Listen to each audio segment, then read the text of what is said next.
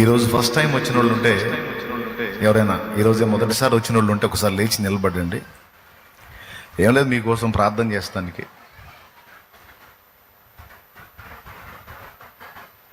అలాగే పరిచారకులు మీకు ఒక బుక్ ఇస్తారు. ఒకప్పుడు యేసు ప్రభుని ఎరగని స్థితిలో ద్వేషించిన నేను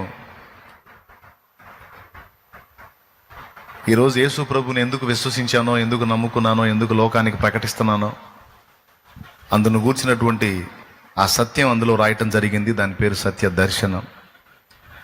తప్పనిసరిగా మీరు ఇంటికి వెళ్ళినప్పుడు అందులో ఉన్నటువంటి విషయాన్ని చదవండి.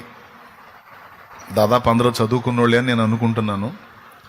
ఎవరికైనా చదువు లేకపోతే చదువు వచ్చిన వాళ్ళకి ఇచ్చి చదివించుకోండి. తప్పకుండా చేయండి. ఆ పని దీవించబడతారు, మీరు దీవించబడతారు. మీకు చదువు వినిపించిన వాళ్ళు కూడా రక్షించబడే అవకాశం ఉంది కనుక ఈ పని తప్పకుండా మీరు చేయండి. అలాగే మీరు ఎలాంటి పరిస్థితుల్లో ఇక్కడికి వచ్చారో దేవునికి తెలుసు, మీకు తెలుసు. కానీ ఒక మంచి పని అయితే చేశారు. జీవం గల దేవుని దగ్గరకు వచ్చారు మీరు. మన సృష్టికర్త ఎవరైతే ఉన్నాడో, దేవుడు అనడానికి యోగ్యుడు ఎవరున్నారో, మనం అనుసరించడానికి మంచి మాదిరి ఎవరున్నారో, ప్రేమ, పరిశుద్ధత, త్యాగం, కనికరం, సమస్త విషయాల్లో సంపూర్ణుడు ఎవరైతే ఉన్నాడో ఆ నీతిమంతుని యొద్దకు మీరు వచ్చారు గనక మీరు ఆత్మీయ విషయంలోనూ భౌతికంగానూ కూడా కృప పొందుతారు. ఎట్టి పరిస్థితుల్లో ప్రభుని వదలకుండా జాగ్రత్త పడండి. ప్రభులో స్థిరంగా నిలిచి ఉండండి. ఆమేన్.